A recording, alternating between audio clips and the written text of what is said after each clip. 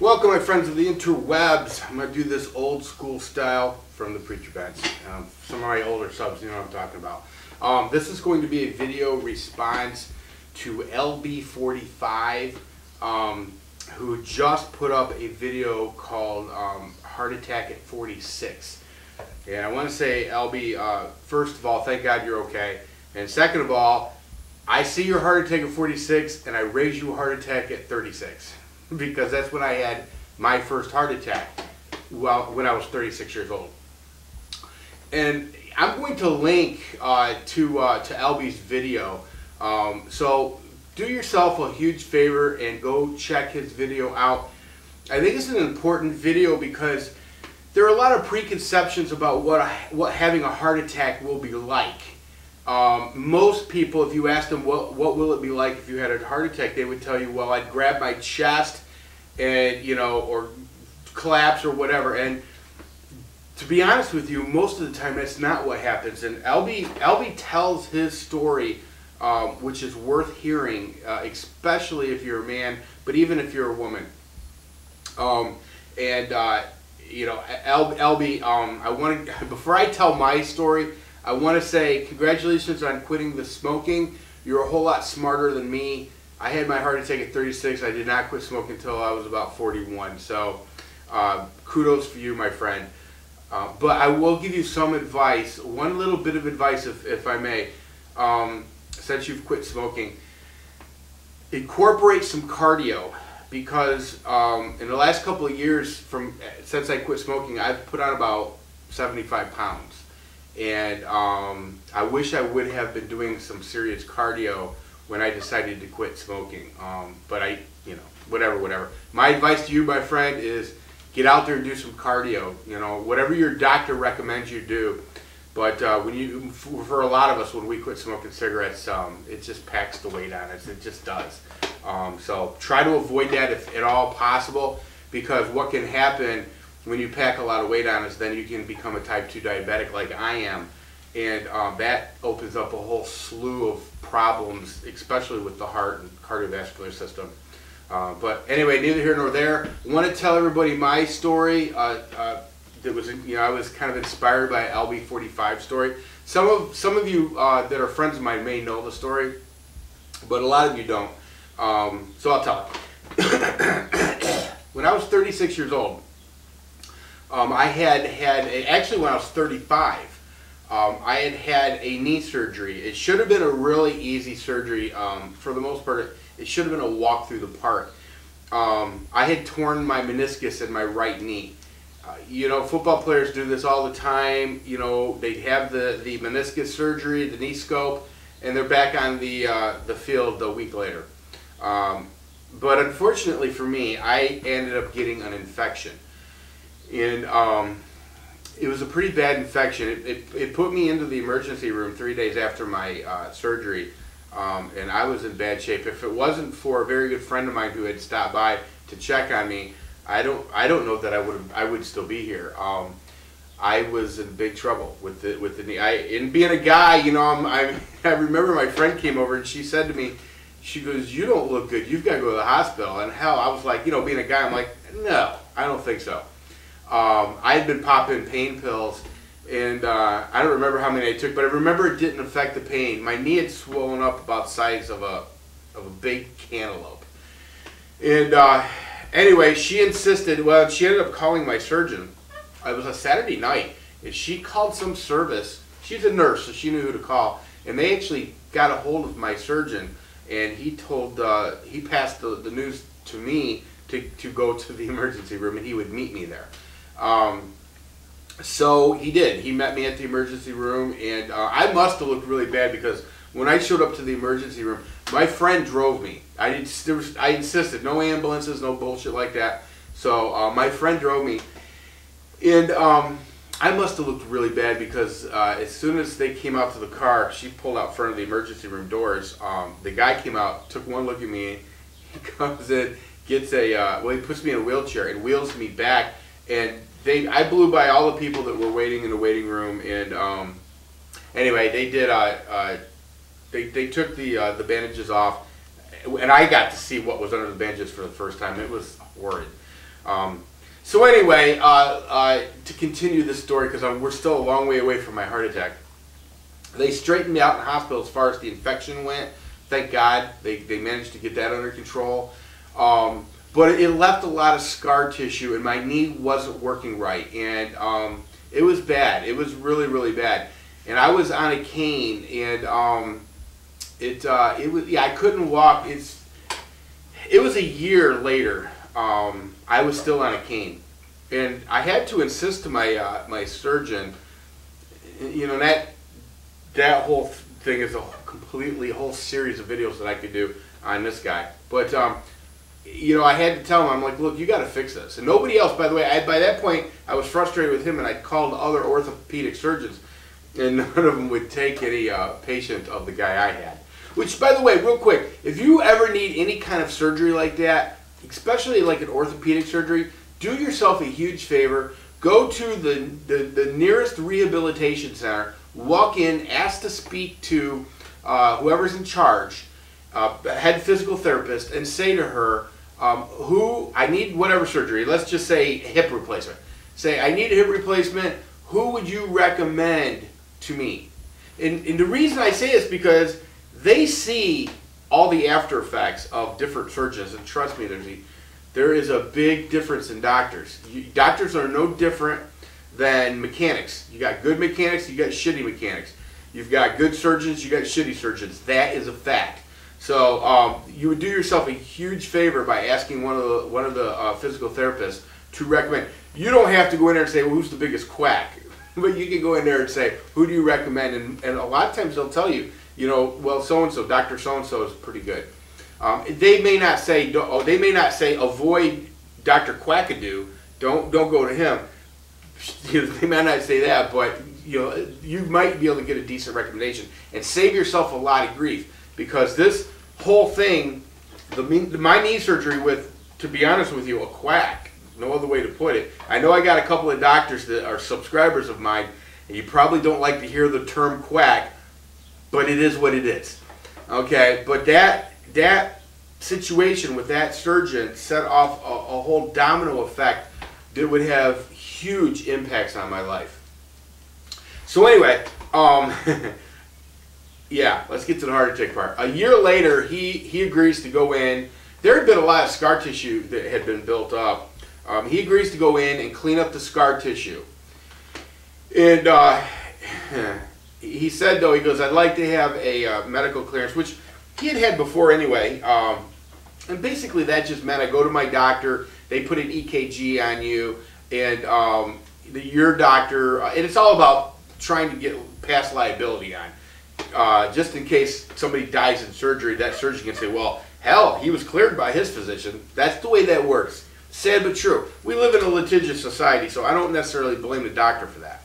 So anyway, I go to my primary care physician to get a clearance, medical clearance to have surgery.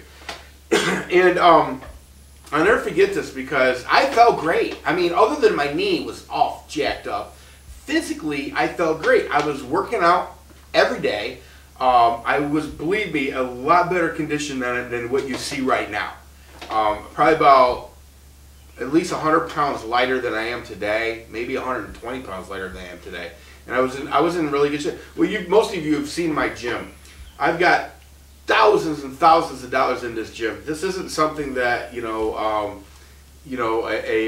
non-workout type person does. You just don't spend this kind of money unless you're into it. And I was in pretty good physical condition, with the exception of my knee. So I'm there in my primary care physician's office, and I'm laying on the little exam bed, and the nurse is in there, and she's putting the little sensor things on my chest, and she starts the test. The RN does, and a lot of you have seen it. Reads out on this long piece of paper, and then she finished the test.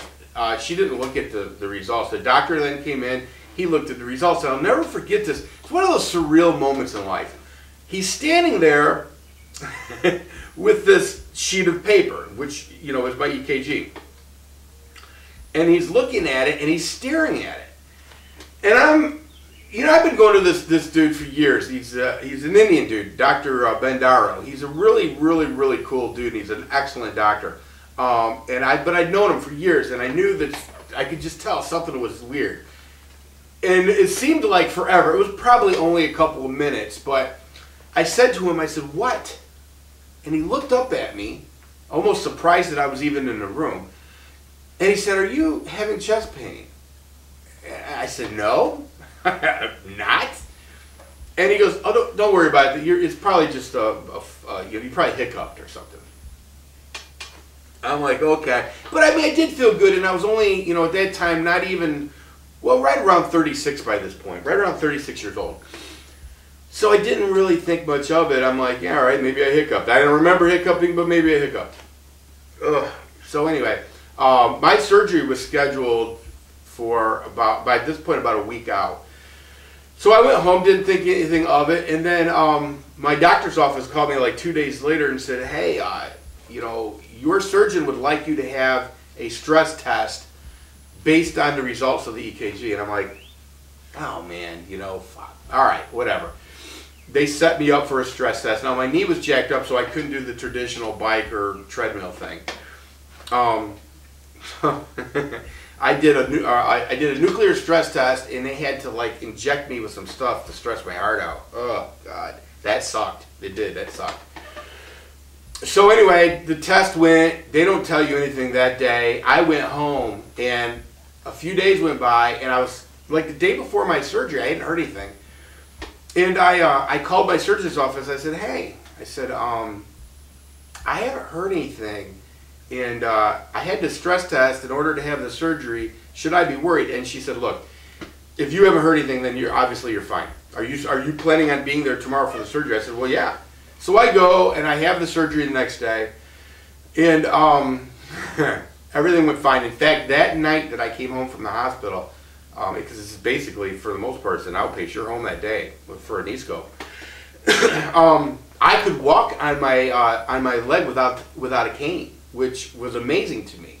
So he had straightened out what he had done to it previously, and I'm talking about my surgeon.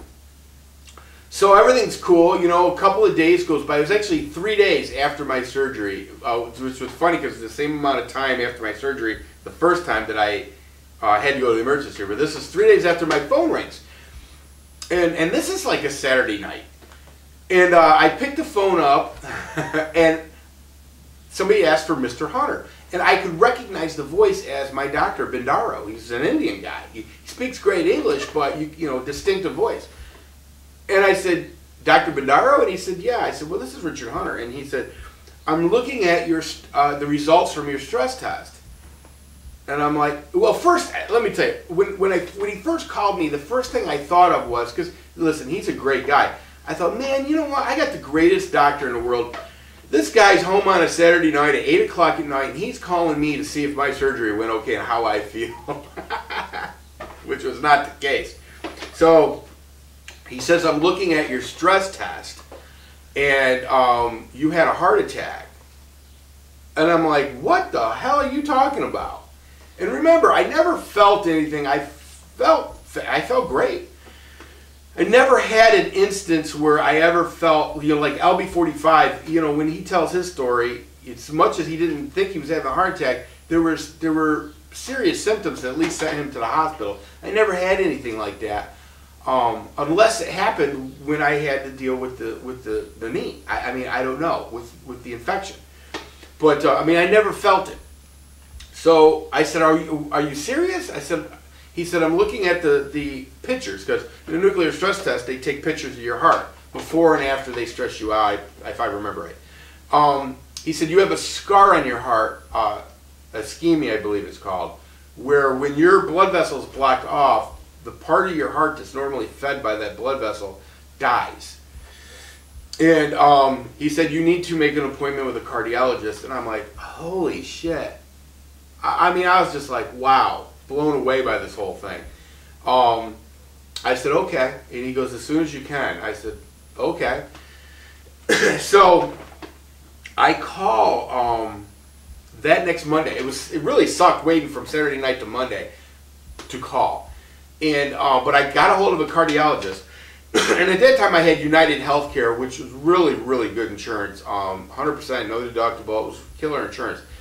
But you had to be in, you know how that whole thing works, the HMO thing. And so I found doctors that was in the first guy I called was an older guy, and he's special, he's a specialist and cardiologist. And but he couldn't see me for like 6 months. And I'm like, that's not going to work for me. I got a hold of this next dude. His name was Dr. Hussein. And that, at that time, it wasn't that long after, the war with Iraq. So I was like, holy shit, I need a guy like Hussein, like I need a hole in the head.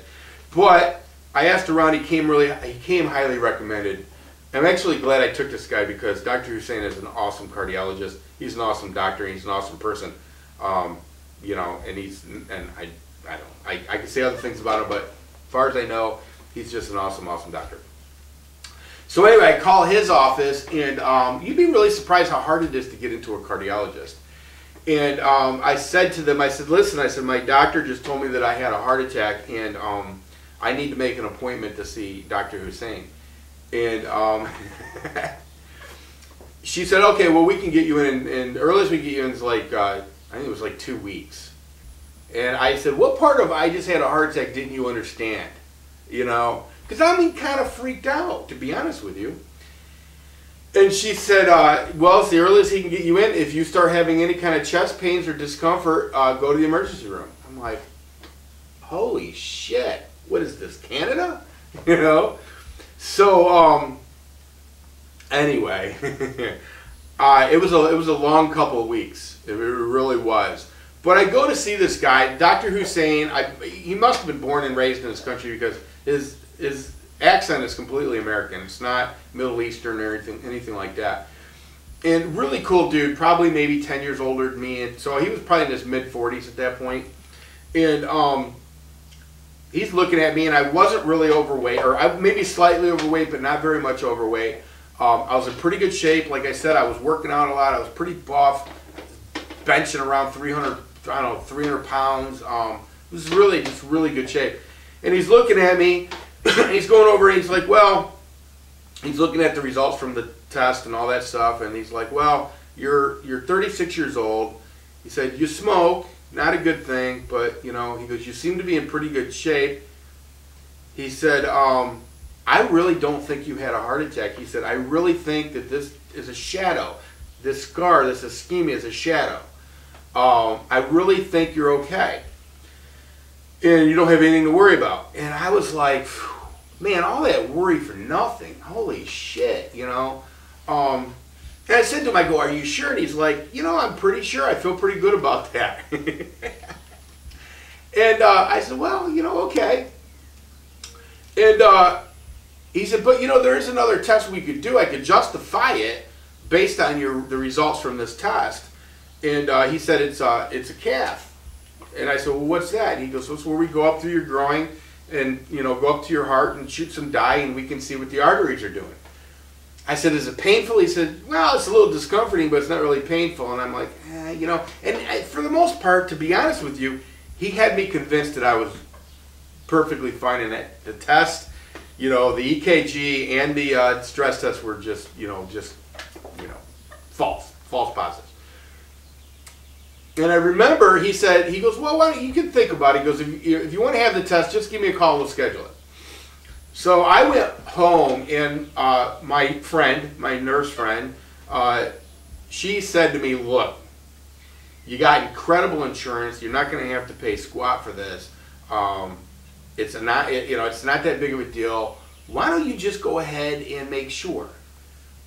And I said, it took a little. I'm like, you're right. What the hell? So I called my cardiologist's office, and I said, listen, I want to go ahead and have that stress test. And they said, well, we'll schedule it, and we'll call you back and let you know. And I don't remember how long that took, but it was actually a long wait from that point. I mean, I want to say that was like 3 or 4 weeks waiting to get into the cath lab for that. And moral of the story, by the way, is just go to the ER, tell them you're having chest pains, and have it done. So, but anyway. So I wait the time. I'm still feeling good. I'm working out every day. I'm still smoking. I smoked like a chimney. I'm not going to lie to you about that. But I mean, I still felt pretty decent. My knee was feeling great, feeling better than it had in a year. I was, for the most part, didn't have to use the cane. Everything was just really going my way. Until the cath. So I show up for this cath, and it's, for the most part, you know, you're in this lab, and I'll never forget this. The guy, they put you in a gown like they always do, and then they're wheeling me back to this, what was like a staging room, and it had all these gurneys and all these people. It was like everyone was waiting their turn to go into the cath lab. And the guy that was wheeling me back to the cath lab said, "You're awfully young to be here." And if you looked at everybody else that were in these gurneys, they were like ancient, you know, fossils. And I laughed and I said, "Yeah, you know, yeah, you're right. I'm a little young to be here." He goes, "Well, I'm sure you're gonna be fine." So when you have a cath, you're not completely out. You're kind of, you know, it's weird. You're kind of like, you're floating. You're not knocked out. You're floating. I don't know why that is, but that's the way it is. So there's all these big monitors up above, and then there's, you know, my doctor, my cardiologist, and a bunch of other people that I'd never met. I never did a head count, but there's probably 4, maybe 5 other people in the room. And they go up through the groin, and that's the only part that kind of sucked, because it kind of felt like my doctor was punching me in the nuts. And they're feeding this thing, and I'm kind of tightening up. He goes, "Don't tighten up." I'm like, quit beating my nuts, you know. So anyway, they get up in there and they shoot this dye. I'm kind of, like I said, I'm kind of there, but I'm not, you know, I'm not knocked out, but you know. And this was early in the morning. I'm not a morning person anyway. I was probably still half asleep. And I remember hearing, it wasn't my doctor's voice, it was somebody else's voice, but I remember somebody saying, "Oh my God, look at that."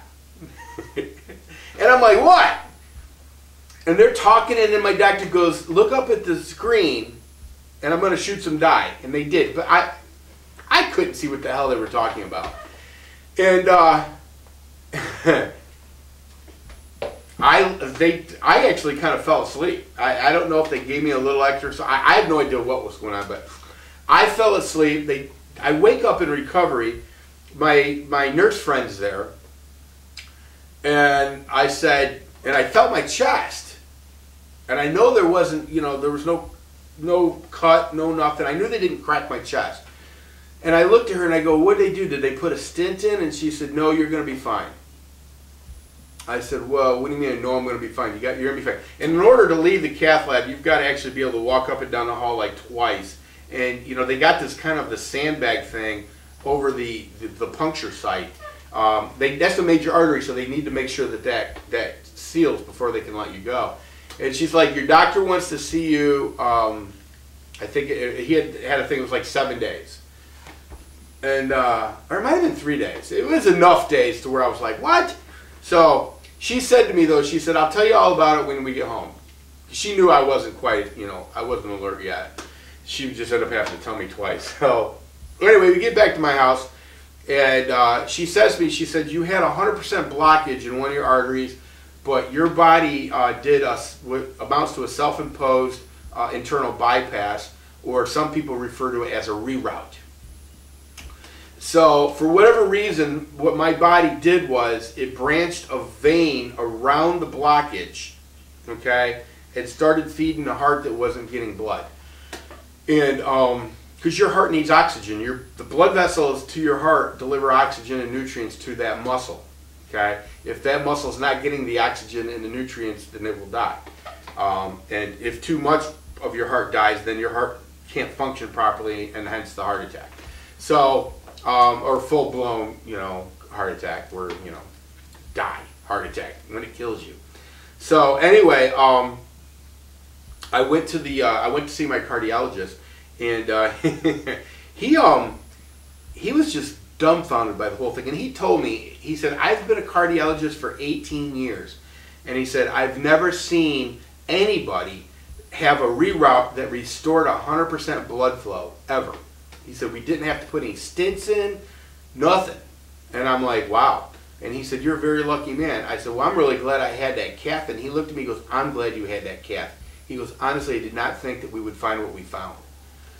And I'm like, wow. I said, so what's this mean for me? And he said, means you got a gift. And he said, you know, he said, but you have to understand, in LB45, I want you to pay attention to this part. I don't know what your doctor told you. He said, once you've had a heart attack, you're subject to what they call sudden death. And I'm not trying to freak you out, but it's something to think about. And he told me, he said, you've got to, he goes, you got to do what you got to do. He goes, obviously, for whatever reason, you can block, you know, for whatever reason, and probably pretty quickly. And now what I think, by the way, if you want to know the truth, what I think happened, because at 36, nobody should have a blocked artery, 100% blocked artery. It shouldn't happen. It does happen, but I mean, it shouldn't. Honestly, I think because I was put on Vioxx for my knee injury. And because I remember going to my, after all this stuff, I went to my my knee surgeon for a checkup on my knee, and I said to him, I said, is this Vioxx safe to take? And he said, it's absolutely safe. And I said, well, you know I had a heart attack, right? And man, I'll tell you, the blood just drained out of him, and he didn't even say anything to me. He was writing me a script for some other shit. In fact, I think it was Celebrex. You know? But yeah, I think the Vioxx did that. I never sued Merck or any of that crazes. Kind of goes against my my Republican leanings, but I really truly think that was probably a factor in it. Now, was it the only factor? I don't know. You know, the thing about Merck is they cooked a lot of books, and there's still a lot of things about that I just don't think we know. But anyway, having said all that, I'm okay. The moral of the story is that you can have a heart attack and never feel it, because honestly, I don't remember having a heart attack. Now, it could have happened, by the way, a lot of times you can have heart attacks while you're sleeping. In fact, a lot of times people have heart attacks while they're sleeping. Some people wake up and some people don't. But it's possible that I had those symptoms that LB45 had, but in the middle of the night. I mean, I don't know. But anyway, God only knows how long this video is. It's important, I think, for people to understand, though, that, you know, for a lot of things to understand. If there's any takeaway from this, just take care of yourself. Stop the smoking. It took me a long time to figure that out, but stop the smoking. I might do a video on how I quit smoking and maybe give some advice to people, because I made a few mistakes. Watch LB45's video. It's worth it. It's really worth it. Just to hear the descriptions of his heart attack, because he was young, and it's not the normal descriptions you hear when you hear people talk about heart attacks, or what people's preconceptions are, or what you see in the movies. You know, the whole, oh my God, you know. So anyway, listen, everybody, I'm heading to the Southland here, probably either tonight or tomorrow. So I don't know when the next time I'm going to be able to post a video is. But I got a big meeting with the federal prosecutors down there. Obviously, some of you that watch the real life videos know what I'm talking about here. Well, might be able to slip in a real life video fairly soon. I don't know. I'm gonna see what's what. Can't really do anything without the permission from the big boys. So anyway, everybody, if you have any questions about heart attacks or whatever, let me know. Like I said, please go visit LB45 to watch this video. It may save your life. So everybody have a good one.